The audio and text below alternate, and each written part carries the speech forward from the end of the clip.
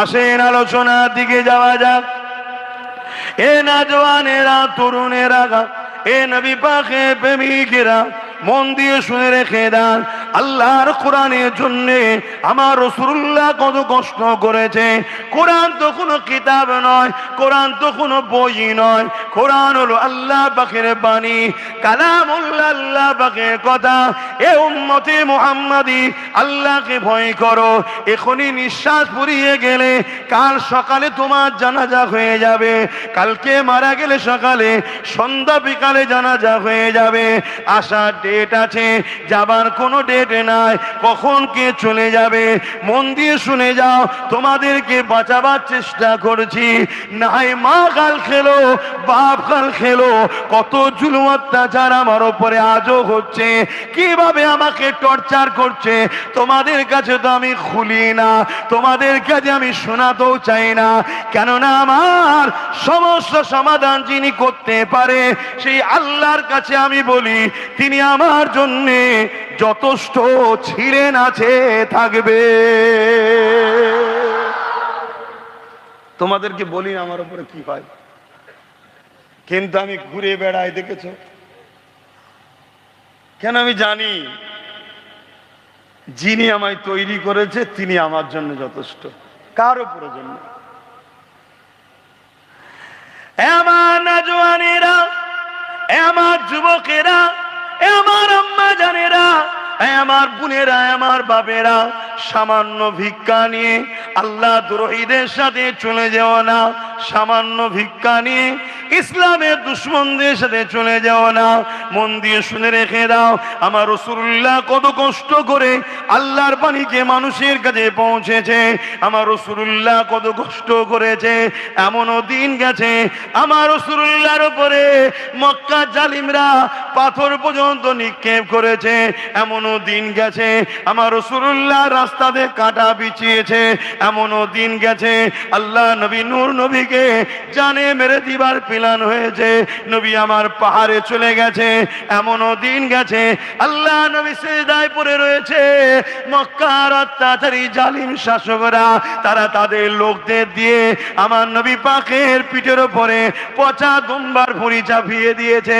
আল্লাহ নবী নিঃশ্বাস নিতে পারে না, নবী আমার বড় কষ্ট করে সিজদায় পড়ে গিয়ে সুবহান রাব্বিল আলা তাসবিহ পড়তে লেগেছে। এ নবীর উম্মত রে, যে নবী তোমার আমার জন্য আজও কাঁদছে, সেই নবীর জন্য কি একটু দয়া ময়া নাই? সেই নবীর কষ্টের ইসলামকে, সেই নবীর কোরআন এনে দেওয়া যে বাণী, ওই বাণীকে আজকে যারা ধিক্কার করে, ওই বাণীর বিরোধী যারা করে, তাদের উপরে নফরত করা কি তোমার আমার দরকার কি নাই?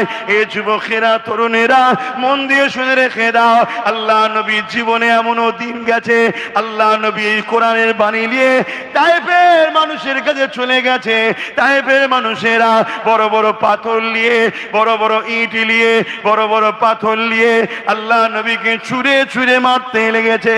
নবী পাকের শরীর দিয়ে রক্ত ঝরে ঝরে ঝরে ঝরে ঝরে ঝরে পড়তে লেগেছে। আল্লাহ নবীর শরীরে রক্ত এত পড়েছে, জুব্বা মোবারককে গড়িয়ে গড়িয়ে নবী পাকের জুতা মোবারকে রক্ত ভিজে গেছে। এ যুবক রে, তোমার দিলে যদি নবীর প্রেম না থাকে তুমি তো ঈমানদার হতে পারবে না। কেননা রাসূলুল্লাহ জানিয়ে দিয়েছে, লা ইউমিনু আহাদুকুম হাত্তা আকুনা হাব্বা ইলাইহি মিন ওয়ালিদিহি ওয়া ওয়ালাদিহি ওয়ান নাসি আজমাইন। যতক্ষণ পর্যন্ত ঈমানদার হওয়া যাবে না, যতক্ষণ পর্যন্ত বাপ মা, ছেলে পুলে, স্বামী স্ত্রী, জমি জায়গা, ঘর বাড়ি, এমনকি নিজের জানের থেকে আল্লাহ রাসূলকে যে না বেশি ভালোবাসবে তার মধ্যে ঈমান নাই। যার মধ্যে ঈমান নাই সে জান্নাতে কোনোদিন যেতে পারবে না।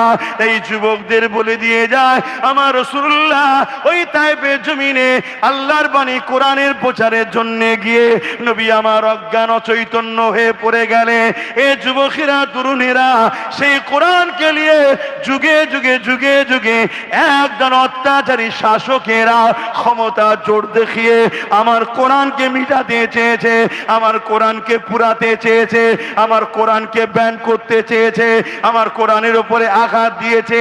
কেন রে? কোরআনের উপরে তোদের এত রাগ। কোরআনের উপরে রাগ হওয়ার কারণ আছে।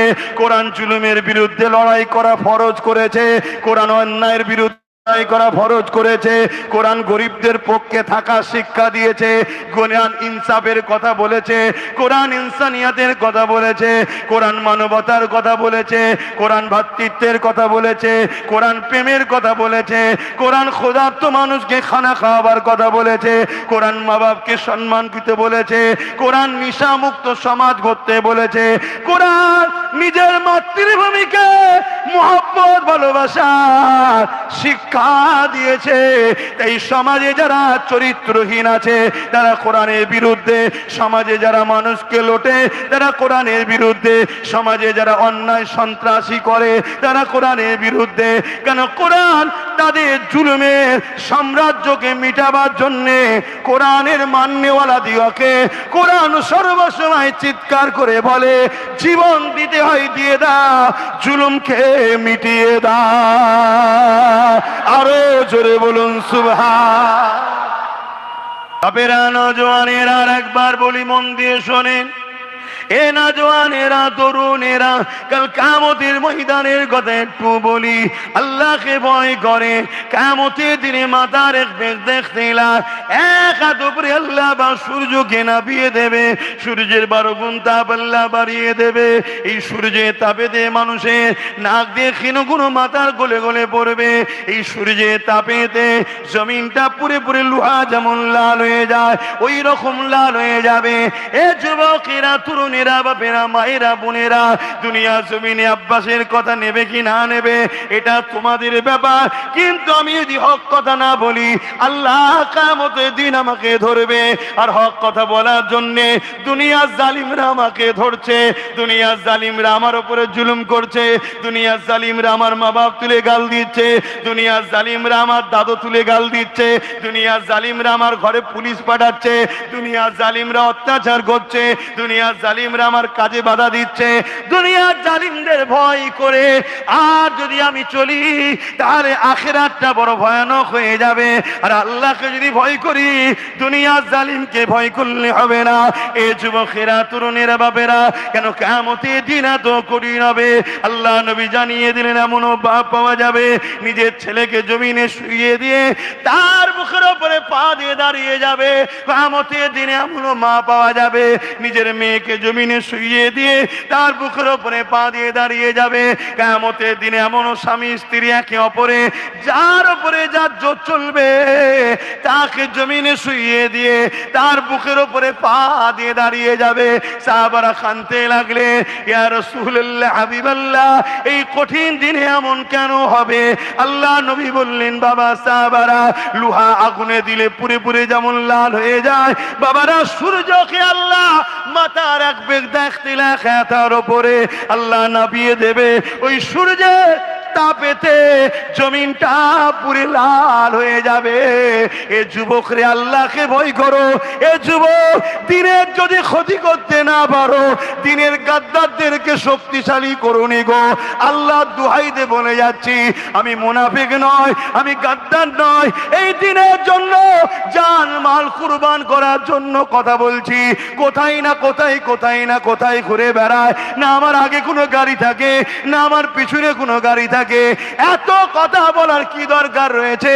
উদ্দেশ্য একটা, কিয়ামতের এই কঠিন দিনে জানো আল্লাহ পাক আমাকে আরশে আজিমের ছায়াটা দিয়ে দেয়। এই জন্য বলছি, কিয়ামতের কঠিন দিনে জানো রাসূলুল্লাহ শাফাআতটা পেয়ে যায়। কিয়ামতের কঠিন দিনে জানো দিনের প্রচারক হিসাবে আল্লাহ যেন আমাকে মাফ করে জান্নাত দেয়। তাই তোমাদেরকেও বলি যুবক, আল্লাহ তোমাকে যৌবন দিয়েছে, আল্লাহ তোমাকে তাকত দিয়েছে, আল্লাহ তোমাকে হাত দিয়েছে।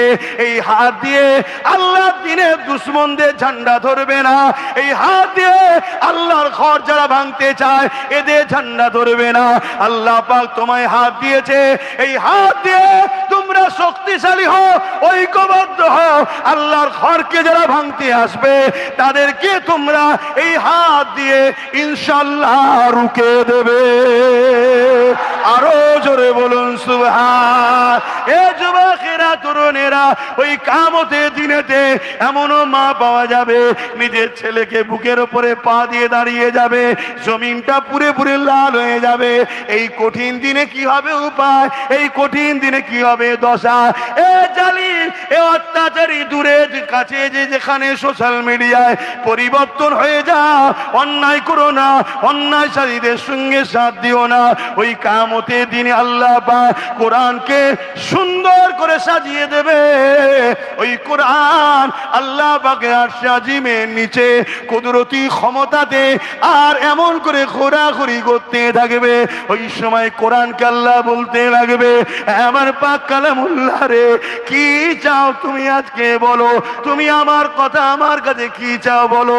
ওই সময় কালামে হক বলতে লাগবে, ও রব্বি আল্লাহ, দুনিয়ায় যারা আমাকে মহব্বত করেছিল, দুনিয়ায় যারা আমার পক্ষে ছিল, দুনিয়ায় যারা আমাকে পিয়ার করেছিল, দুনিয়ায় যারা আমাকে বুকে নিয়েছিল, দুনিয়ায় যারা আমাকে চুমা দিয়েছিল, দুনিয়ায় যারা আমার সঙ্গে লড়াই, আমার জন্য লড়াই করেছিল, দুনিয়ায় যারা আমার কোরআন আমাকে ইয়াদ করেছিল, আল্লাহ পাক আমার প্রত্যেকটা প্রেমিককে আজকে আমি জান্নাতে দেখতে চাই।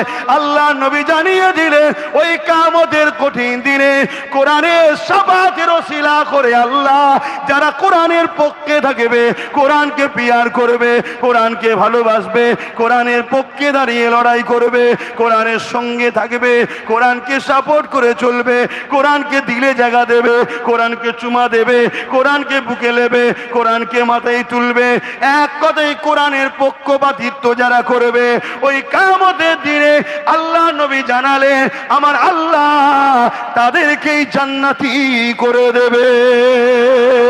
আরো চিৎকার দেব সুবহানাল্লাহ, আরো জোরে বলুন সুবহানাল্লাহ, নারে দিবে।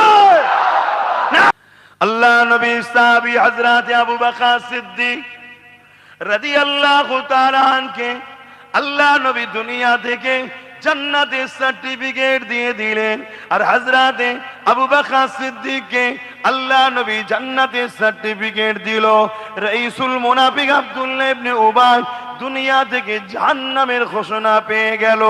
এ যুবকেরা, তরুণেরা, বাপেরা, দুজনেরই তো দাড়ি রয়েছে, দুজনেরই তো টুপি রয়েছে, দুজনেরই মাথায় তাকরি রয়েছে, দুজনাই মুসলমান, দুজনাই নবীর হাতে হাত দিয়েছে, দুজনাই নবীর পিছনে নামাজ পড়েছে, দুজনাই রোজা রেখেছে, দুজনাই হজ করেছে। মন দিয়ে শোনো, দুজনাই আজকে মাওলানা আছে, দুজনা আজকে মুফতি রয়েছে, আজকেও দুই ধরনের নামাজ আছে, আজকেরও দুই ধরনের মুসলমান রয়েছে। ওই জন্য এই ইতিহাসটাই, তারিখটা শুনে রেখে দাও। ওই সময় আবু বকর সিদ্দিক তিনি ঘোষণা পেয়ে গেলেন জান্নাতি, আর এমন করে আব্দুল্লাহ ইবনে উবাই তিনি ঘোষণা পেয়ে গেলেন জাহান্নামী। এর কারণটা কি? হযরত আবু বকর সিদ্দিককে বলেছে, এ আবু বকর সিদ্দিক, এর কারণটা কি? হযরত আবু বকর সিদ্দিক বলল, এর কারণ হলো এটাই, ওর যা আছে আমারও তাই আছে, কিন্তু আমার মধ্যে যা আছে ওর মধ্যে তা নাই। ওর নামাজ আছে আমারও আছে, ওর রোজা আছে আমারও আছে, ওর হজ আছে আমারও আছে, ওর দান খৈরাত আছে আমারও আছে। এই দিক দিয়ে ওর যা আছে আমারও তাই আছে, কিন্তু আমার দিলের মধ্যে সব কিছুর ওপরে আল্লাহ ও নবীর প্রেম আছে। এটা আব্দুল্লাহ ইবনে উবাইয়ের নাই। ও লোক দেখানো নামাজ পড়ে, লোক দেখানো মুসলমান, ও হৃদয়ে কিন্তু আল্লাহ ও নবীর ওপরে নফরত রয়েছে। ও সেজে আছে মুসলমান, আর আমি ইমানের দিক দিয়ে, অন্তরের দিক দিয়ে মুসলমান।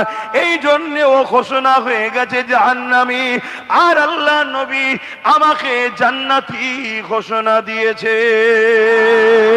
বারে বারে ভাবি একা বসে নিরালাই রে,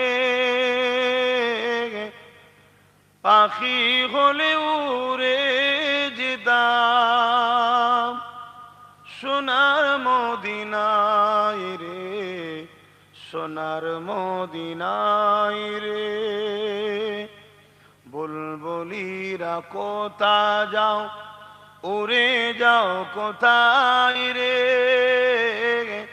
আমার সালাম পৌঁছে দিও নবীজি রোজায় রে, নবীজি রোজায় রে। বারে বারে ভাবি একা বসে নিরালাই রে, পাখি হলে উড়ে যেতাম সোনার মদিনায় রে, সোনার মদিনায় রে। আল্লাহ, এতিম গরিব দুঃখীদের পক্ষে থাকার নাম ইসলাম। শুনছেন? এরকম মুসলমান আছে না নাই?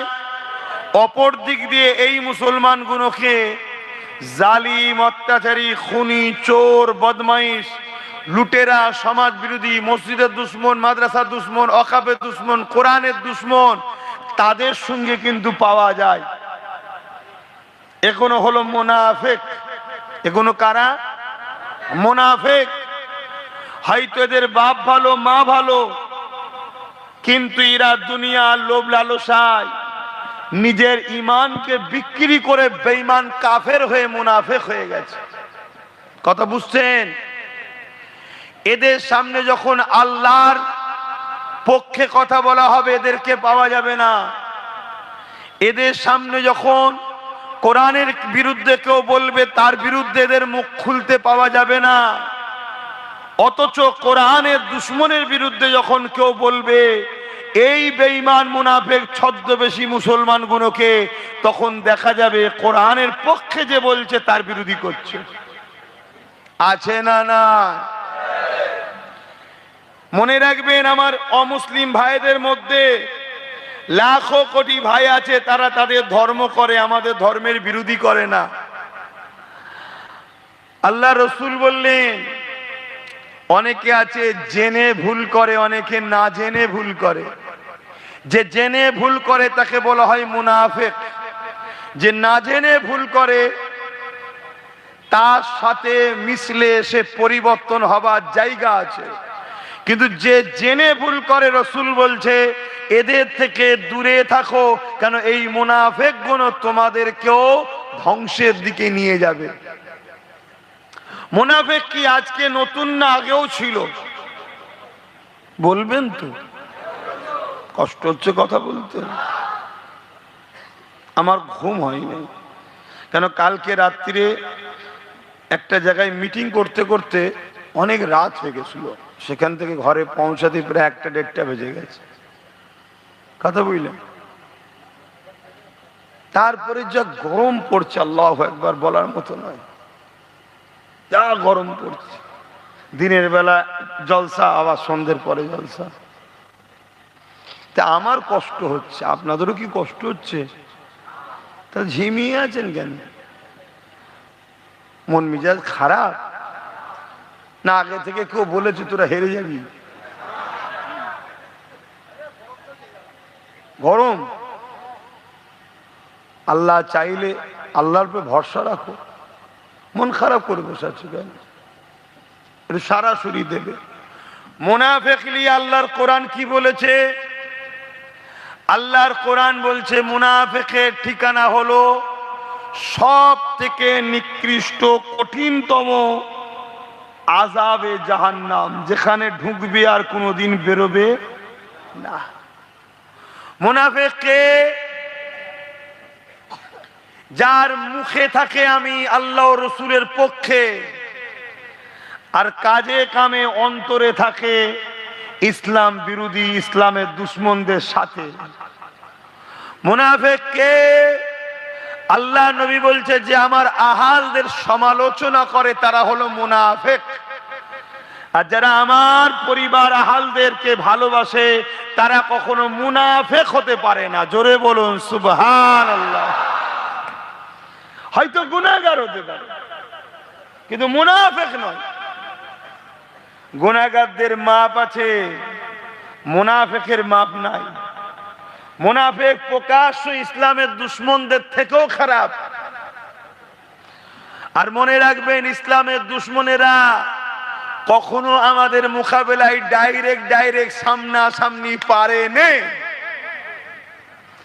আজকেও বলুন তো দেখি, কেউ সাহস করে একটা নাম বলবেন ভারতবর্ষে ইসলামের আমাদের প্রকাশ্য দুশ্মনের নাম বলুন।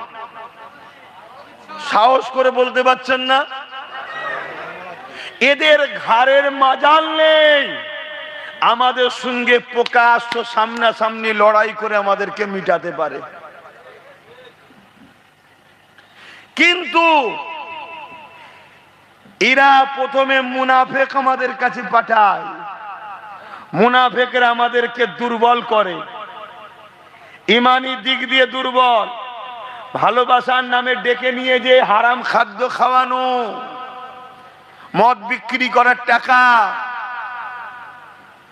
গাঁজা বিক্রি করার টাকা, সুদের টাকা, চুরি করা টাকা, এতিমের টাকা, বিধবার টাকা ঝেড়ে নিয়ে আমাদেরকে খাইয়ে খাইয়ে প্রথম ভেতরটাকে অন্ধকার করে, তারপরে প্রকাশ্য দুশ্মন সামনে আসে। তখন আমাদের ভেতর অন্ধকার। যে পাওয়ারে আমরা জিতি ওই পাওয়ার তখন শেষ। ওই পাওয়ারটার নাম কি বলুন? সবাই বলছেন না কেন? ঈমান। দাড়ি আলাদা জিনিস, ঈমান আলাদা জিনিস। টুপি আলাদা জিনিস, ঈমান আলাদা জিনিস। হজ আলাদা জিনিস, ঈমান আলাদা জিনিস। হজগুলো বোঝেন। নামাজ আলাদা জিনিস, ঈমান আলাদা জিনিস। হজ যাকাত আলাদা জিনিস, ঈমান আলাদা জিনিস। ঈমান যার আছে সে যদি নামাজ রোজা দাড়ি টুপি রাখে সে এ ক্যাটাগরির মুসলমান। জোরে বলুন সুবহানাল্লাহ। ঈমান আছে, ভুল ভ্রান্তি করেছে, সে গুনাহগার কিন্তু মুসলমান ঈমানদার। আর ঈমান নেই, এই দাড়ি এই পাগড়ি, মুফতি হয়ে ঘুরে বেড়াচ্ছে, মাওলানা হয়ে ঘুরে বেড়াচ্ছে, সে হলো মুনাফিক। কে? মুনাফিক। এই মুনাফিক যদি চিনতে না পারেন তাহলে আগামী দিন কিন্তু আপনাদের বড় ক্ষতি হবে। আমি এই দিকে যাব, যাবার আগে একটা ছোট্ট ইতিহাস আপনাদের শোনাই। হযরতে সালাউদ্দিন আইবি রাহমাহুল্লাহ জগৎ বিখ্যাত একজন আল্লাহর প্রেমিক, নবীর প্রেমিক ছিলেন এবং বিশাল বড় মুজাহিদে ইসলাম ছিলেন। তিনি যখন মসজিদে আকসাকে উদ্ধার করলেন, মসজিদে আকসাকে জালিমরা দখল করেছে। আপনারা তো ইতিহাস জানেন না, সমস্যা এটা। যুগে যুগে একদল শাসকরা রাজ ক্ষমতা দিয়ে আমাদের মসজিদ মাদ্রাসাকে ভেঙেছে। যুগে যুগে একদল শাসকরা রাজ ক্ষমতা দিয়ে মুসলমানদের গণহত্যা করেছে। যুগে যুগে একদল শাসকরা রাজ ক্ষমতা দিয়ে আমার আল্লাহ দিনকে মিটাতে চেয়েছে। আজকেও এরকম হচ্ছে না হয়নি? একটু বলবেন হ্যাঁ কি না বল। কারা কারা বলছেন একটু হাত তুলে সাক্ষী দেন। তার মানে আপনারা খোঁজ খবর রাখেন। তাহলে আল্লাহর দিনকে মিটাতে যে রাজশক্তি চাইছে তার সাথে আপনারা থাকবেন তো নাকি?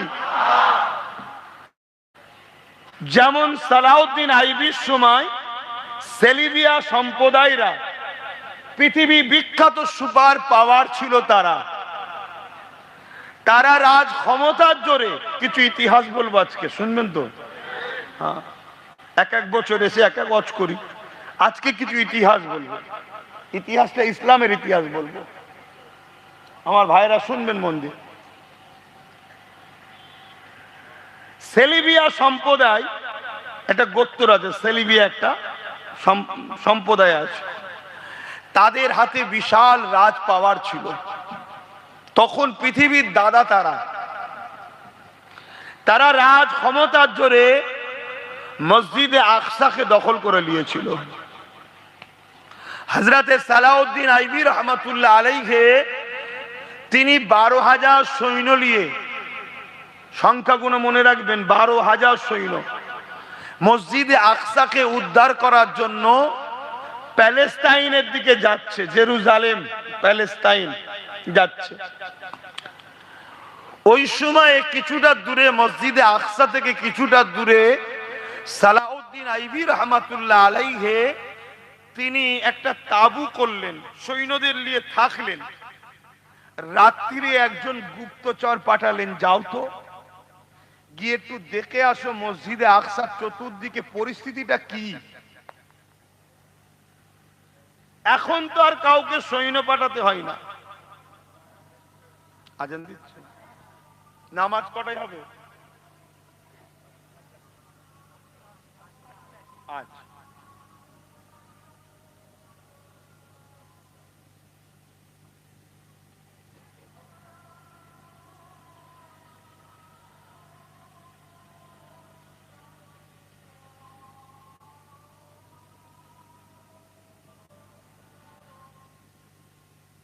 আল্লাহু আকবার, আল্লাহু আকবার।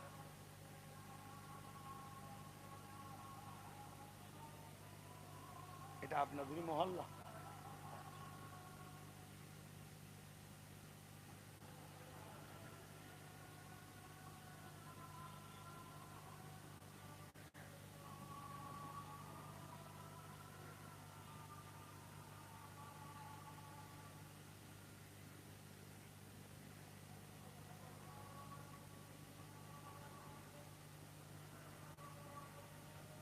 সাল্লাল্লাহু আলাইহি ওয়াসাল্লাম।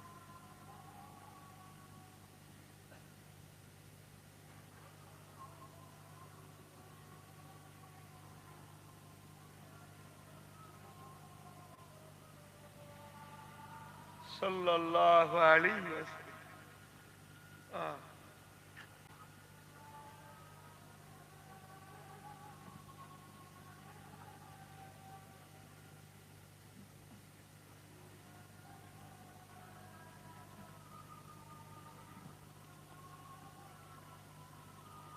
লা হাওলা ওয়ালা কুওয়াতা ইল্লা বিল্লাহ।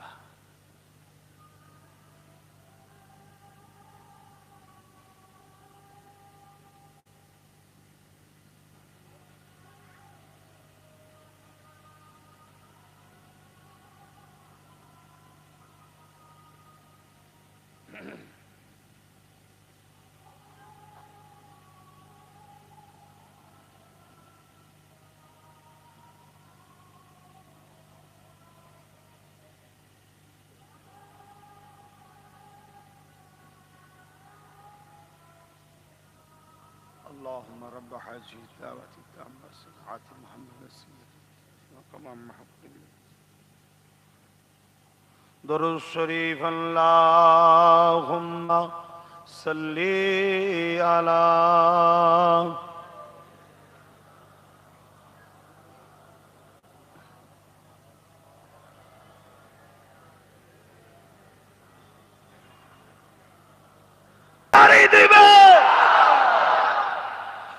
সেই কোরআন সারা দুনিয়া জুড়ে বেউজ্জতি হতে হতে হতে হতে হতে হতে আজ আমার বাংলায় এসে আমার বাংলার মুখ্যমন্ত্রীর মুখে বেউজ্জতি হচ্ছে। বলেছে না বলেনি? কোরআন শেষ হয়ে যাবে, কিন্তু যে বলছে ও শেষ হবে না, হবে না। তোমরা হাজারো চেষ্টা করে ওকে রাখতে পারবে না, আমার আল্লাহকে শেষ করে দেবে। আর ওর পক্ষে যারা থাকবে আল্লাহ তাদেরকেও শেষ করবে। এটাই তো পরীক্ষা, এটাই তো পরীক্ষা। আমি একটা কথা জিজ্ঞেস করছি ভাই, খুব ভালো করে বুঝবেন। আচ্ছা, গুড় থাকলে কি আছে? পিঁপড়ে থাকলে? টিকটিকি হোক, ব্যাং হোক, মাছি হোক, তাই তো। তারপর আস্তে আস্তে কি আসবে? সাপ আসবে। তাহলে গুড়টাই যদি না থাকতো? 2011-র আগে এই বাংলায় বিজেপি ছিল? 2011-র আগে এই বাংলায় এরকম যেভাবে মুসলমানকে হত্যা করা হচ্ছে হতো? 2011-র আগে বাংলার লোক শুকিয়ে ছিল? খেতে পেত না? বলবেন তো?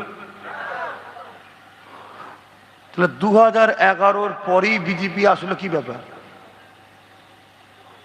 আনন্দবাজার পত্রিকায় রাজ্য সরকার প্রাক্তন বলেছিল না বিজেপিকে ফন্ডে এলে লড়বো। ফন্ডে মানে বুঝেন? বিরোধী দল।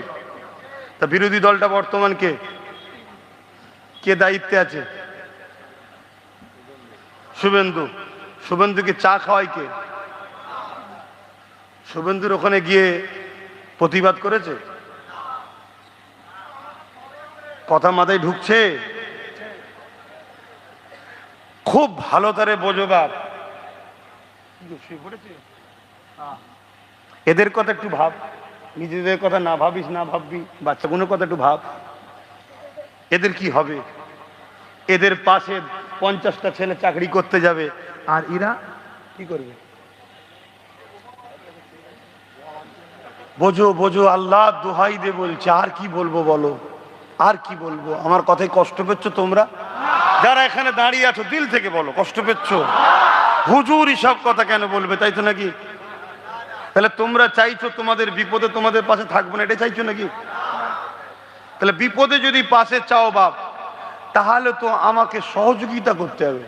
সেই সহযোগিতা হলো এটাই, আমি এদিকে আছি, আমার ভাইকে ওইদিকে পাঠিয়েছি, আমার ভাইয়ের সাথ দাও। এটা আমার ভালোবাসার মানুষকে বলা অপরাধ নাকি গো? আমি আমার বাপকে বলতে পারি না, আমার ভাইকে, আমার মা বোনকে বলতে পারি না যে আমার ভাইয়ের সাথ দাও? আমার ভাই যদি যেতে, মুসলিম অমুসলিম যেই হোক, ও নবী বংশের আওলাদ। আর নবীও বলেছে কোরাইশ বংশের নেতৃত্ব মানো, মিশকাত শরীফের হাদিস। কার নেতৃত্ব? কোরাইশের নেতৃত্ব মানো, রাসূলুল্লাহরও কথা আছে। তবেই তো তুমি কামিয়াবি হবে, বরকত আছে। এবং কোরাইশরা আল্লাহ ছাড়া কাউকে ভয়, ইমানদার কোরাইশরা আল্লাহ ছাড়া কাউকে ভয় করে মনে হয়? হ্যাঁ, একটাকে রুখতে গিয়ে 5 বছর কি হয়েছে বলতো? পুরো আদা পানি খেয়ে লেগেছে, কি করে ওকে হারানো যায়?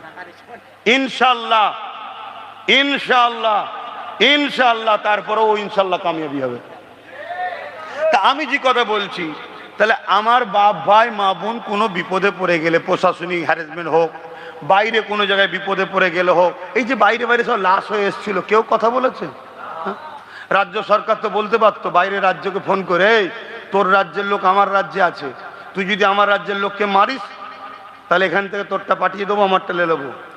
একবার হুমকি দিলেই চুপ হতো না? হতো না? দিয়েছে? কথা মাথায় ঢুকছে? হায় হায় হায় হায়, যেগুলো এখনো দূরে আছে, যদি আওয়াজ যায়, আমি চাইবো আল্লাহ হিদায়ত দিক। আর যদি হিদায়ত কপালে না থাকে, আল্লাহ আমাদের রাস্তার কাঁটা পরিষ্কার করে দাও। আল্লাহ আল্লাহ তুমি সাহায্য করো, আমাদের রাস্তার কাঁটা পরিষ্কার করে দাও। আল্লাহ বলুন আমিন। বলবেন না খুশি? আল্লাহ আমিন। প্রথমে পরিবর্তনের দোয়া চাইছি, আমাদের ভাই আমাদের সাথে চলে এসো, বলুন আমিন। আর যদি পরিবর্তন না হওয়ার থাকে, তাহলে আল্লাহ আমাদের রাস্তার কাঁটা পরিষ্কার করে দাও। তো ভাই আমার, তাহলে আমি তো বলতেই পারি দুটো লোক, আরে ওর কথা বাদ দে, ওর সম্বন্ধে সবাই জানে, 100% সবাই জানে, শুনছেন? 100% সবাই জানে বিষ খেলে মানুষ, বিষ কেউ খাবে? যদি বলা হয় এলাও বিষ, খাবেন কেউ? এই জন্য বলেন। আর শরবতের মধ্যে যদি বিষ দিয়ে বলে এলাও শরবত খাও, অর্থাৎ বিজেপি হচ্ছে ডাইরেক্ট বিষ, কেউ খাবে না, কোনো মুসলমান খাবে না, ওকে খাবে? আর মমতা হচ্ছে শরবতের সুরাতে ভেতরে বিষ আছে। এই জন্য বুঝাচ্ছি যে শরবতের ভেতরে বিষ আছে, খাসনি খাসনি খাসনি, বিষের নিয়ে বেশি বুঝাতে লাগে না, কেন ওর লোক তো দেখতে পাচ্ছে এটা বিষ। অনেকে বলে যে আপনি ওর বেলায় এত কম বলেন কেন? আরে ওটা বিষ সবাই জানে, কিন্তু এটা শরবত তো মনে করে খেয়ে ফেলছে। কথা বুঝছেন না? বোঝেন না? হ্যাঁ। তো ভাইরা আমার, দুটো লোক, একজন বলছে ওয়াকফ আন্দোলন করলে আমি দুশ্মন হব, আন্দোলন যে করবে তাকে সে তার পুলিশদের জেল দিচ্ছে। আর আরেকজন মসজিদ মাদ্রাসা ওয়াকফকে বাঁচাবার জন্য সুপ্রিম কোর্টে কেসও করেছে এবং জেলও খাটছে এর জন্য। একজন ইমানদার হিসাবে আমি কি মনে করি যে ওয়াকফের দুশ্মন তার সাথ দেবো না, যা ওয়াকফকে বাঁচাতে চাইছে তার সাথ দেবো? জোরে বলুন। তাহলে এই দুজনের মধ্যে একজন রাজ্য সরকার ওয়াকফের আন্দোলন এখানে করতে দেয়নি, কোথা বলেছিল? জেল দিয়েছে না দেয়নি? তাহলে ওয়াকফের দুশ্মন না দুশ্মন নয়? অথচ সিএলই আন্দোলন এখানে করছিল, ছ্যা ছ্যা ক্যা ক্যা করছিল না? আরো কত কি আন্দোলন হ্যাঁ করবে, আমি বিরুদ্ধে নয়, করতে হবে, কেন রাজ্য পুরো দেশের জন্য যখন আইন হয় সব জায়গায় করবে। কিন্তু মসজিদ মাদ্রাসার বেলায় তোমার বুকে এত ব্যথা হলো কেন? তাহলে এই জায়গায় দাঁড়িয়ে থেকে ওয়াকফকে বাঁচাবার জন্য নওশাদ লড়ছে, পাশাপাশি রাজনীতির দেশ ও দেশবাসীর জন্য হিন্দু, দলিত, আদিবাসী, সাঁওতাল, বাগদি, খ্রিস্টান, মতুয়া মানুষের জন্য নওশাদ লড়ছে। কিন্তু আমি একজন ধর্মগুরু হিসাবে আমার নজরে যেটা দেখছি, ও সব কাজ করছে, ভালো কাজ, সব কাজ ওর পক্ষে সাপোর্ট করার, তার থেকেও একজন আমার মসজিদের প্রেমিক, আমি কোরআনের প্রেমিক। আমি আমার নজরে নওশাদ যখন সুপ্রিম কোর্টে ওয়াকফকে বাঁচাবার জন্য কেস চালাচ্ছে, ওয়াকফের জন্য আন্দোলন করতে গিয়ে জেল খাটছে, এই জায়গায় দাঁড়িয়ে থেকে তার বড় ভাই হিসাবে তার সাথ দিও আমার দরকার আছে না? না, আমি তার সাথ দিই, অর্থ লাগলে অর্থও দিই, তাকে কখনো ডিফেন্স করতে হলে তার সামনে ঢাল হয়ে দাঁড়ায়। আপনাদের কারো আপত্তি হয়? এই যে ভাইয়ের সাথ দিচ্ছি, এটা ঠিক করছি না ভুল করছি? কারা কারা ঠিক করছি বলছেন হাত তুলে সাক্ষী দেন। আল্লাহকে সাক্ষী রেখে হাত তুলেছেন তো? মা বোনেরা পর্দার আড়ালেই হাত তুলেন, আমাকে দেখাতে হবে না, আল্লাহকে দেখান। ঠিক করছি তো নাকি? এই ভুল করছি? ঠিক বলছেন তো? তা ঠিক যখন আমি করছি, আমার সাথে আপনারা নেই? কারা কারা আমার সাথে ছিলেন, আছেন, থাকবেন, একটু হাত তুলে দেখো। এ কথা সত্য তো? সত্য? সত্য? শুধু দুনিয়ায় না, আখিরাতেও একসাথে, একসাথে যেন আল্লাহ জান্নাত দেয়, বলুন আমিন। জোরে হাত তুলে রাখেন, বলুন আমিন। আল্লাহ কবুল করে, বলুন আমিন। তাহলে আমি আপনাদেরকে বলে যাচ্ছি, আপনারা আমার ভাইয়ের সাথে থাকবেন, থাকবেন না? কেন, আমার ভাই যদি বেশ কিছু পায় তাহলে লড়াই করতে সুবিধা হবে না? না, আপনাদের সুবিধা অসুবিধা হলে ভাইকে বলে করিয়ে দিতে পারবো না? পারবো না। তা আমার এই কথাটা কারা মানবেন একটু হাত তুলে সাক্ষী দেন। কথা ঠিকই তো? 1000 টাকায় বিক্রি হবেন না তো? এই যে 1000 টাকা বারবার বলছি, এখন কি আপনাদের রেট এখন 1000-এ আছে? আর আপনাদের দেগঙ্গার কোন একটা ছেলে, নাম বলবো না, 1 কোটি টাকা অফার দিয়েছে, শুধু বলেছে তুই আসতে হবে না, শুধু চুপ করে যা। কত টাকা? রাত তখন 2টো বাজে হবে, 1:30 2টো বাজে হবে কি 1টা, যাক 1টার পরে পরে আমি শুয়েছি, তারপর ফোন করছে 2 দিন আগে ফোন করে, আমি তোর এই কথাটা বলার শখ গেল, কালকে কথা বলবো ওখানে যা, তবে তোকে আমি ভালোবাসি। তাহলে আমার ভালোবাসার লোক আছেন না? নাই? 1 কোটি টাকাটাও লিখছে না। আর সবচেয়ে বড় কথা, এটা আমার ভালোবাসা, এটা হচ্ছে ইমান। এটা কি? ইমান।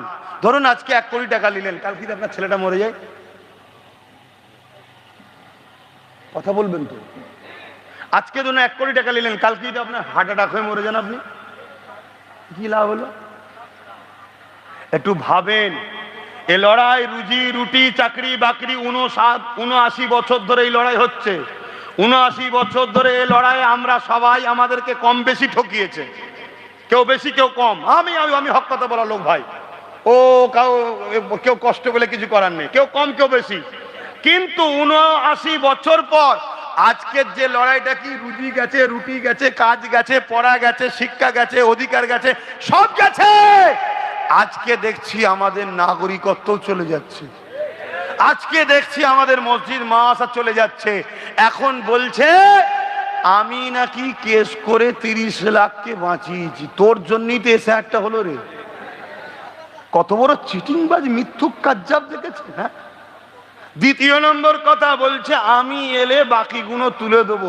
তুই থাকাকালীন যদি এসআইআর রুখতে না পারিস, তা বাকি আর তুলবি কি করে? তুলতে যদি হয়, সর্বপ্রথম কাজ হচ্ছে ঘাসকে তুলে ফেলে দাও, গরুও থাকবে না, ঘাসও থাকবে না, দেখবেন সব সমাধান হয়ে যাবে। গরু বোঝেন তো? ভক্ত বোঝেন না? ঘাস ছিল বলেই তো গরু এসছে। 11-র আগে ঘাস ছিল না, গরুও ছিল না, ঘাস হয়েছে, গরু এসেছে। এখন গরু তাড়াতে গেলে কি করতে হবে? আর ঘাস মারা স্প্রে বেরিয়েছে তো স্প্রে করো, ঘাস মেরে দাও, গরু এমনি চলে যাবে।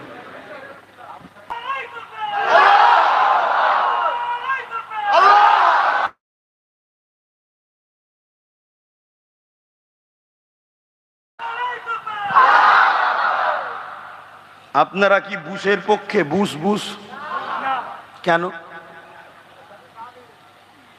বুশ বলেছিল আমেরিকা থেকে কোরআনকে মুছে দেবো, ইসলামকে মুছে দেবো। আমার আল্লাহ বুশের কন্যাকেই ইমানের কালেমা পড়িয়ে কোরআনের হাফেজা করেছে, জোরে বলুন সুবহানাল্লাহ। তাহলে আপনারা বুশের পক্ষে নয়, তাই তো? তা বুশের বিরোধী করলে আপনাদের অসুবিধা আছে? তো বুশের কোয়ালিটি আজকে যদি কেউ কোরআনের বিরোধী করে, তার বিরোধী করলে আপনার অসুবিধা হওয়া উচিত। আর যদি অসুবিধা হয় তাহলে জানতে হবে। বলুন বলুন, হাওয়া আটকে বসে আছো কেন? হ্যাঁ শুনছেন ভাই? আচ্ছা, এই অজগুলো যদি না করতাম আমার দাওয়াত হতো না?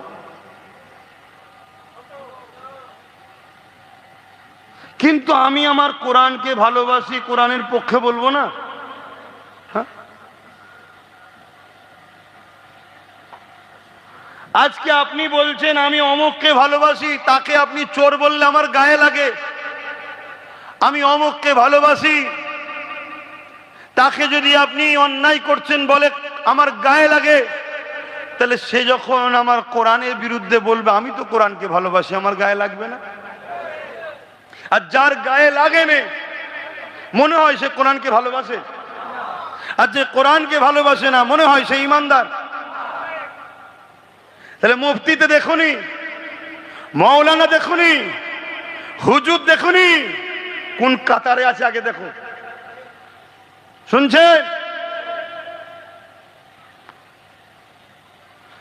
আলু, পটল, শাক, সবজি এগুলো ভালো না খারাপ, কিন্তু যে পাত্রে রাখা আছে ওই পাত্রটা হচ্ছে টয়লেট পরিষ্কার করার।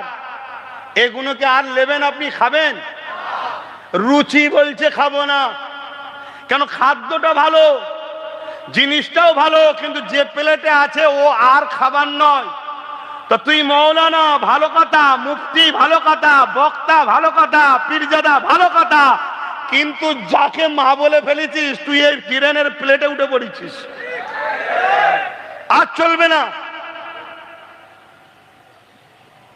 এরা যতটা চেষ্টা করছে এই কোরআন বিরোধী নেতা নেত্রীদেরকে বাঁচাবার, এর থেকে যদি 1% এরা জাতিকে জাগাতো, তাহলে এদেশের দুশ্মন, এদেশের গদ্দার এবং ইসলামের দুশ্মন, প্রকাশ্য দুশ্মন ওই জালিম কেন্দ্র সরকার, তাহলে টিকে থাকতে পারত না।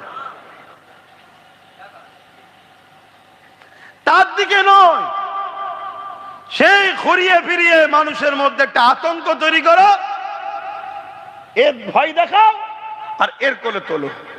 এই বীজখানে যারা দালালি করছে, এই দালাল গুলোকে আগে আমাদের চিনতে হবে।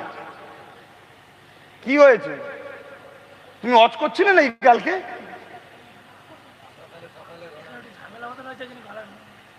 ঝামেলা শুধু গলা ভাঙলো কেন? হাত পাত ভাঙা দরকার।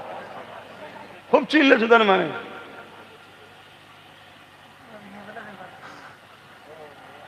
কি লে ঝামেলা হয়েছে আমি জানি না, এখন শুনছি। অত জানারও আমার দরকার নেই। আমি এতটুকু জানি, এ জাতির সব থেকে বড় ক্ষতি অন্য কোন জাতির লোকেরা করে না। এ জাতির ক্ষতি এ জাতির মধ্যে কিছু মুনাফেক গাদ্দার আছে, তারাই যুগে যুগে করছে। তাই আমি আপনাদেরকে সতর্ক করছি, সাবধান করছি, লুহা না হলে লুহা কাটা যায় না। রাজ পাওয়ারে যখন তোমাকে কাটতে আসছে, বাঁচাতে গেলে রাজ পাওয়ার ছাড়া বাঁচানো যাবে না। যদি সম্ভবই হতো, তাহলে আমার রাসূল পাক সাল্লাল্লাহু আলাইহি সাল্লাম মদিনা শরীফে গিয়ে সাহাবাদের এবং মদিনাবাসীদেরকে ডেকে নবী আমার ট্রেনিং দিত না যে তোমাদেরকে রাষ্ট্র কায়েম করে রাজ পাওয়ার তৈরি করতে হবে। হ্যাঁ জানি আমার রাসূলুল্লাহর ক্ষমতা আছে, আল্লাহরও ক্ষমতা আছে, কিন্তু বাস্তব দুনিয়ার সাথে আমাদেরকে চলতে হবে, সেই শিক্ষাটা নবী দিয়ে গেছে। যে অন্যায়কে রুখতে গেলে সে অন্যায়টা কি দ্বারা করছে সেই পাওয়ার তোমাকে করে ডিফেন্স করতে হবে, তবেই সম্ভব। একটা মুফতি যদি ফতোয়া দেয় কিছু, ওই মুফতির ফতোয়া কাটতে গেলে আর একটা মুফতি দরকার। শুনছেন তো নাকি? আপনি তো মোবাইলের দিকেই তাকিয়ে আছেন, আমার দিকে একটু দেখেন। শুনছেন তো? একটা মুফতি যদি ফতোয়া দেয় তার ফতোয়াটাকে কাটতে গেলে আর একটা মুফতির কাছেই যেতে হবে যে ঠিক বলেছে কি ভুল বলেছে। একটা কারি যদি কিছু পড়ে ভুল হয়েছে কি ঠিক হয়েছে আর একটা কারি যদি বলে তাহলে মানা যায়, তাই তো নাকি? একটা এলমে তাসাউফ যারা আল্লাহর ওলি আধ্যাত্মিক শিক্ষা জগতের উস্তাদ যারা, কেউ যদি বলে এলমে তাসাউফের এই লাইনটা ভুল হয়েছে, আর একটা যদি এলমে তাসাউফের উস্তাদ যদি বলে তবে মানা যায়, সাধারণ লোক বললে মানা যায় না। ঠিক তেমনই একটা রাজনীতির নেতা যখন জুলুম করে তার প্রতিরোধ করার জন্য রাজ পাওয়ার ছাড়া সম্ভব নয়। আর যদি এর বিকল্প যেতে যাও, ওই যেমন ওয়াকফের জন্য রাস্তায় নেমেছিল, জেলে দিয়েছে না দেয়নি? কথা বলেন, ওই জেলে দেবে। اللهم صل على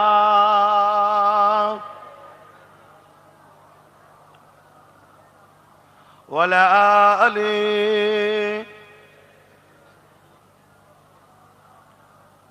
আমার আব্বা জানেরা জি কথা বলছিলাম, হযরতে সালাউদ্দিন আইবি রহমাতুল্লাহ আলাইহি একটা গোপনে লোক পাঠালেন, যাও খোঁজ লাও।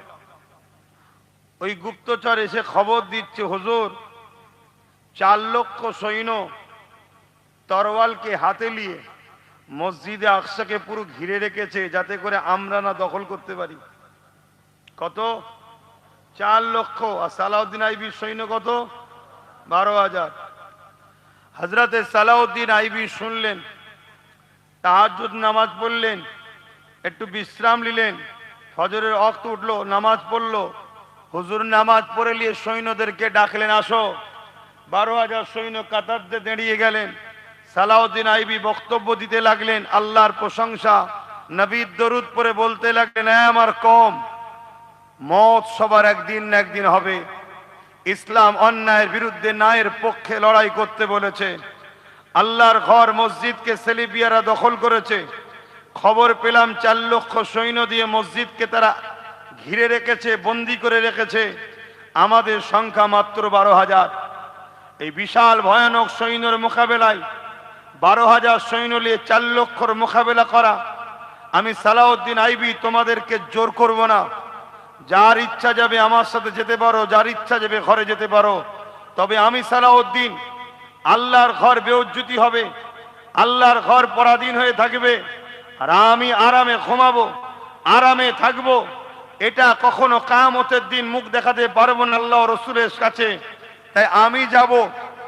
12,000 সৈন্য আওয়াজ দিয়ে বলেছিল, এই সালাউদ্দিন আইবি, 4 লক্ষ কেন, 40 লক্ষ যদি থাকে, আল্লাহ ছাড়া দ্বিতীয় কাউকে আমরা ভয় করি না। আমরা সালাউদ্দিনের সৈন্য, আমরাও আপনাকে ছেড়ে যাব না। আপনার সাথে আমরাও আল্লাহর ঘরকে উদ্ধার করব। জোরে বলুন সুবহানাল্লাহ, আরো জোরে বলুন সুবহানাল্লাহ।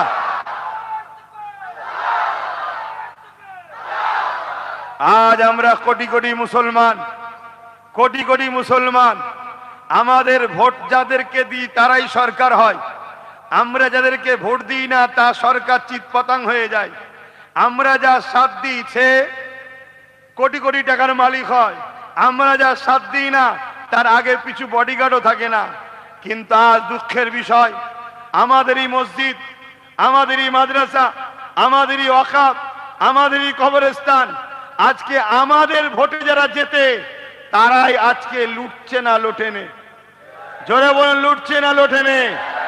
আজকে যে মুসলমানরা মসজিদের দুশ্মনকে সাথ দেবে, যে মুসলমানরা কবরস্থানের দুশ্মনকে সাথ দেবে, যে মুসলমানরা ওয়াকফের দুশ্মনদের সাথ দেবে, যে মুসলমানরা নিজের বাপ দাদার কবরস্থানকে যারা বিক্রি করছে তাদের সাথ দেবে, আপনার কি মনে হয় জানি না, আল্লাহর কোরআন ও নবীর হাদিস অনুযায়ী ও মুসলিম ঘরে জন্ম নিয়েছে, ও মুসলিম সূরাতে একটা বেঈমান মুনাফিক ছাড়া দ্বিতীয় কিছু নয়। আপনারা কি একমত? হাত তুলে সাক্ষী দেন একমত। হাত নামান। হতে পারে সে মুফতি, হতে পারে সে মাওলানা, হতে পারে সে বক্তা, হতে পারে সে ওয়াইজিন, হতে পারে সে সম্ভ্রান্ত ভালো পরিবারের ছেলে, তার পরিবার ভালো ভালো বলবো, কিন্তু ইসলামের দুশ্মনদের সাথ দেওয়ার জন্য অবশ্যই এক গাদ্দার ইসলামের এ মুনাফিক আর যে মুনাফিক গাদ্দার হয় তার সম্বন্ধে রাসূলুল্লাহ বলেছেন, আল্লাহর কোরআন বলেছেন, তার ঠিকানা সবথেকে জঘন্যতম আযাবে জাহান্নাম। আপনারা কি জাহান্নাম যেতে রাজি আছেন? যদি রাজি থাকেন তাহলে ওয়াকাফের দুশমনদের সাথ দেন। এটা আমার মসজিদের স্বার্থে বলার অধিকার আছে না? না, রাজনীতি করছি তো, হ্যাঁ করছি, কিন্তু আমার ঘরকে বাঁচাবার জন্য করছি, আমার ঘরকে বাঁচাবার জন্য করছি। আপত্তি আছে কোনো মুসলমানের? যে আপত্তি করবে সে মুসলমান সম্বন্ধে, তার ঈমান সম্বন্ধে ডাউট আছে না নাই? কিছু কিছু মুসলমানকে দেখো তো আমার ডাউট হয়, মাফ করবেন, তার গোড়াই গন্ডগোল, ডাউট হয়, মাথায় টুপি মুখে দাঁড়িয়ে রেখে, হ্যাঁ, একে অপরকে আল্লাহ বলছে, দেখছেন না? দেখেন, তাহলে আমার বিদ্রোহ করা হয়েছে, আমার ইসলামের ক্ষতি। আই বাবা বস, কবে যে বড় হবি আল্লাহ জানে।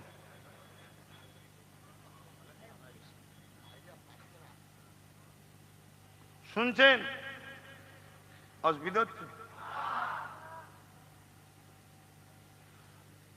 যুগে যুগে ঘটেছে, আজও ঘটছে, আগামীতেও ঘটবে। আবার বলছি, আমার লড়াই, আমার আওয়াজ, আমার ইসলাম। আমাকে হিন্দুদের বিরুদ্ধে, আদিবাসী, দলিত, সাঁওতাল, বাগদিদের বিরুদ্ধে লড়াই করার ইজাজত দেয়নি, আমি তাদের বিরুদ্ধে নয়। তারা ভুল করছে কি ঠিক করছে, তারা কি ধর্ম পালন করে, ও কৈফিয়ত দিবার আমার অধিকার নাই, আমি বানাইনি তাদেরকে, ও কৈফিয়ত আল্লাহ নেবে। হ্যাঁ, আমি ইসলামের সত্য মেসেজ মানুষের কাছে পৌঁছাই, আমি ইসলাম মানি। আপনি কি মানেন আপনার কাছে?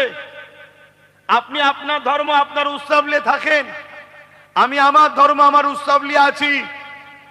দিনের শেষে আপনি মানুষ, আমি মানুষ, একসাথে বাজারে, একসাথে স্কুলে, একসাথে সহযোগিতা, একে অপরের সুখে দুঃখে একসাথে দেশ চালানো, সমাজ চালানো, সব কিছুতে থাকবো। কিন্তু আপনি যদি আমার মসজিদ মিটাতে চান, আমার মাদ্রাসা মিটাতে চান, আমার কবর মিটাতে চান, আমার ঈদগাহ মিটাতে চান, আপনার সঙ্গে আমার সম্পর্ক রাখা কি সম্ভব? আর যদি রাখি কোরআনের ভাষায় আমি মুনাফিক হব, যদি রাখি হাদিসের ভাষায় আমি বেঈমান হব। আর মুনাফিক বেঈমানের ঠিকানা কবর থেকে শুরু করে জাহান্নাম, আর জবে জীবনে কখনো বেরোবে না। এ যুবক, আল্লাহকে ভয় করো। দুনিয়াদারি করতে হবে, কিন্তু দুনিয়াদারি করতে গিয়ে খোদার সঙ্গে দুশ্মনী করবে, খোদার দিনের দুশ্মন হবে, খোদার ঘরের সঙ্গে গাদ্দারি করবে। আমার জাতের মধ্যে, আমার কওমের মধ্যে গাদ্দার আছে না নাই? আর এই গাদ্দার গুণের জন্য আজকের ফেরাউনরা বুক ফুলিয়ে ঘুরছে, এই গাদ্দার গুণের জন্য আজকের নমরুদরা বড় বড় কথা বলছে, এই গাদ্দার গুণের জন্য আজকের এজিদরা বড় বড় কথা বলে বেড়াচ্ছে। কেন জানে? আমার পুষা কুত্তা মুসলমানদের ঘরে ঘরে রাখা আছে। শুনছেন তো নাকি? আমাদের ঘরে ওগুলো হচ্ছে জালিমদের পুষা কুকুর। কথা শুনছেন তো নাকি? হ্যাঁ, এ কুকুরগুলো আমার বিরুদ্ধে বলে, এ কুকুরগুলোর মুখ দিয়ে একবারও বেরোয় না যে আপনি কি করে বললেন মসজিদে উস্কানিমূলক কথা হয়। বলে একটা কুকুরের মুখে শুনেছেন? একটা কুকুরের মুখে শুনেছেন? কিন্তু এই কুকুরগুলো যখন আমি বলবো যে ওয়াকাফের দুশমনদের ভোট দিয়া হারাম, এরা তখন বড় বড় মিডিয়ার সামনে, পাড়াতে, অলিতে গলিতে আব্বাস সিদ্দিকীর নিয়ে সমালোচনা করে। মুনাফিক চিনুন। আমি দুটো ব্যক্তির নাম বলবো, একটার নাম আবু বকর সিদ্দিক, আর একটার নাম হচ্ছে রাইসুল মুনাফিক আব্দুল্লাহ ইবনে উবাই। দুজনের মুখেই দাড়ি, দুজনের মাথায় টুপি, দুজনের পরনায় জুব্বা, দুজনাই রাসূলুল্লাহর হাতে হাত দিয়েছে, দুজনাই নামাজ পড়েছে, দুজনাই রোজা রেখেছে, দুজনাই হজ করেছে, দুজনাই জিহাদে গেছে, দুজনাই রাসূলুল্লাহর সাথে সফরে গেছে, কিন্তু দুজনের মধ্যে থেকে একজন দুনিয়া থেকে জান্নাতের সার্টিফিকেট পাচ্ছে, আর একজন কোরআন ঘোষিত জাহান্নামী হচ্ছে। কারণটা কি? কথা কিছু শুনছেন? হুজুর দুটোই, পীরজাদা দুটোই, একটা পাঁচ আটকে গেছে, আর একটা নিজের অস্তিত্ব বাঁচাবার জন্য নিজেকে, নিজের অস্তিত্ব রক্ষার জন্য নিজেকে 42 দিন পর্যন্ত জেল খাটিয়েও সোজা হয়ে দাঁড়িয়ে আছে। দুটো সমান নয়, কথা বুঝতে হবে। মুফতি সমাজে দুটোই, মাওলানা সমাজে দুটোই, কিন্তু একটা পা চেটে মুফতি, আর একটা খোদার ঘরের জন্য, নবীর দ্বীনের জন্য হক কথা বলাতে গ্রামের মানুষ হয়তো তাকে সমালোচনা করছে। দুটো লোক কি সমান? এই ভারতবর্ষে যখন ব্রিটিশ হুকুমত চলছিল, ওই সময়তে একজন আলেমে দ্বীন ছিল, যিনি দ্বীনের পক্ষে, ইসলামের পক্ষে। আমার ভাইগুলো শুনছো তো? শোনো আমার সোনার ভাই, তোর ওই জামা, তোর ওই প্যান্ট শার্ট, তোর ওই দাড়ি নেই, এগুলো তোরা ভুল করছিস, কালকে সব হয়ে যাবে। মানে গাছের ডালপালা নেই, পাতা নেই, গোড়া যদি ঠিক থাকে কালকে ডালও গজাবে, পাতাও গজাবে, ফলও গজাবে। আর যদি গোড়া কেটে ফেলিস, খুব বন্ধ শোনো আমার ভাইরা, এ দুনিয়া তোমাদেরকে আল্লাহ ও রসুলের থেকে সরাতে চাইছে।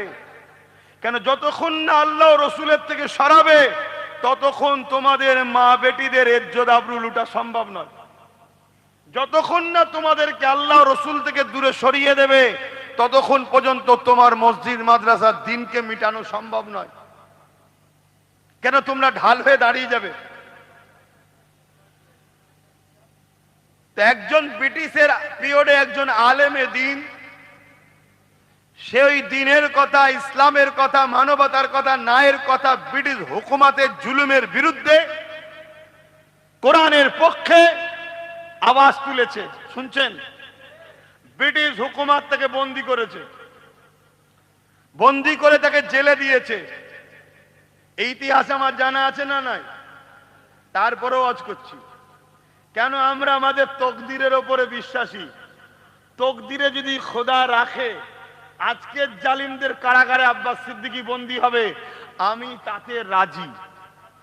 শুনছেন তো নাকি? কিন্তু জাহান্নামে যেতে আমি রাজি নই। খোদা, এইটুকু তোমার কাছে ভিক্ষা চাই, জাহান্নামই যেন না হয়ে যায়। বলুন আমিন।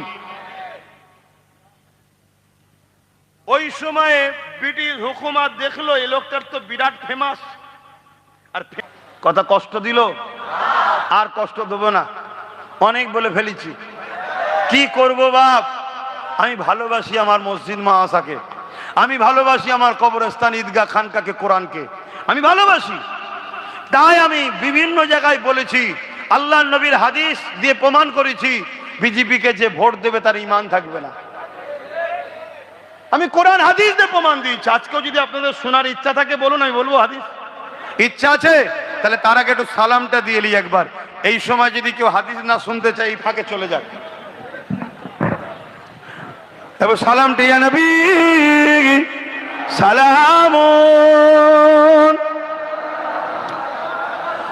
ইয়া রাসূল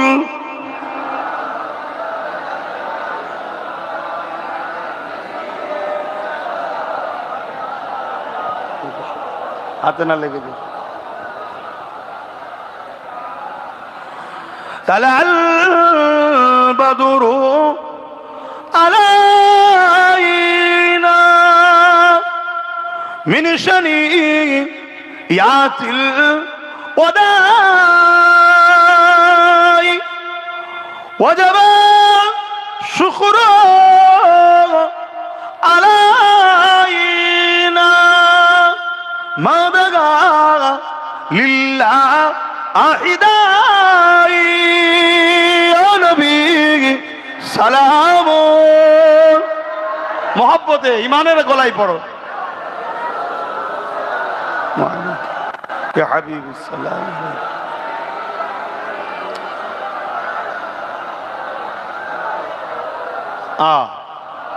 শোনো আমার ভাইরা, তোমাদেরকে অনেকে টন্টিটকিরি মারে। হ্যাঁ, আব্বাস সিদ্দিকী সাজা গুটকা খোর, প্যান্ট শার্ট পরা, দাড়ি চাচা বলে না। আমি গর্ব করে বলছি, তোমরা হয়তো অনেক ভুল করছো, কিন্তু তোমাদেরকে পেয়ে আমি এই জন্যে গর্ব করছি, তোমরা কমসে কম ইসলামের সঙ্গে গাদ্দারি করোনি। তোমরা গাদ্দার নয়, তোমরা দালাল নয়। কথা মাথায় ঢুকছে?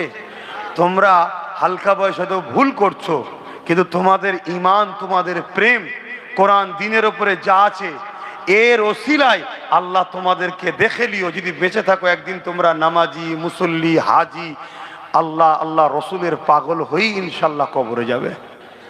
আর যদি হায়াত আল্লাহ নাও দেয়, মনে রেখে দিও তোমাদের দিলে যে কোরআন দিনের প্রেম আছে, কারবার করো, ব্যবসা করো, রাজনীতি করো, যাই করো, দিনকে ভুলে করোনি। এই যে নমুনাটুকু আছে, এর বিনিময়ে আল্লাহ তোমাকে তওবা করার সুযোগ দেবে। বলো সুবহানাল্লাহ।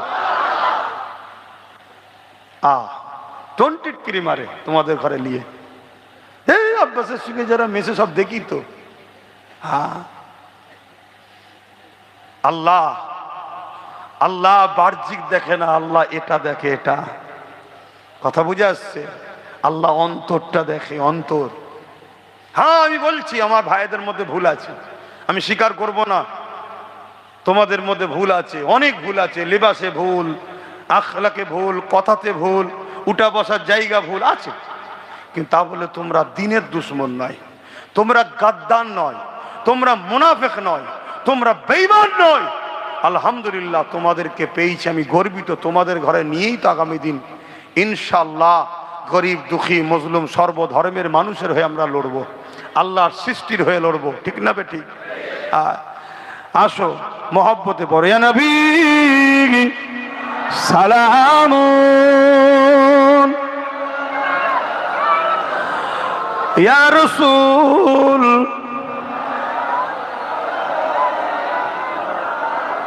ইন্না লিল্লাহ।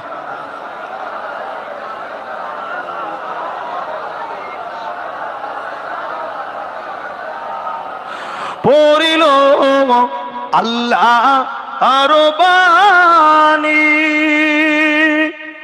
পোহালো দুঃখে এ রজনী, হইল জগৎ অনুরানী, আমেনার নয়নের মনি, নবী সালাম, ইয়া রাসূল সালাম, ইয়া হাবিব সালাম, সালাওয়াতুল্লাহ। অনেক বেজে গেছে, খেয়াল করিনি, খুব ছোট করে এক্ষুনি বলে দেবো। ছোট করে বসো, ছোট করে বসো, তাড়াতাড়ি শোনেন, শোনেন, তাড়াতাড়ি শোনেন। একটা কাজ রয়েছে, কাজটা করে নিয়ে এই ফাঁকে শুনছেন, প্রতি বছর মাহফিল, এটা বাৎসরিক। ছেলেরা যাচ্ছে, যার যা খুশি একটু শরীক হন, যার যা খুশি শরীক হন। একটু দরুদ শরীফ, আল্লাহুম্মা সাল্লি আলা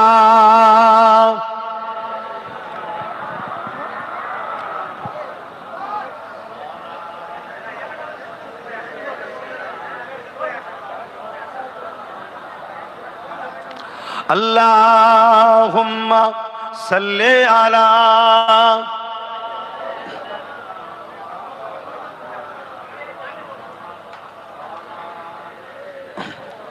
ভাইরা আমার, ছেলেরা গেছে, যার যা খুশি একটু দেন, সময় কম। একটা কথা বলি, ঈমান আছে না নাই নিজে নিজে বুঝবেন কি করে?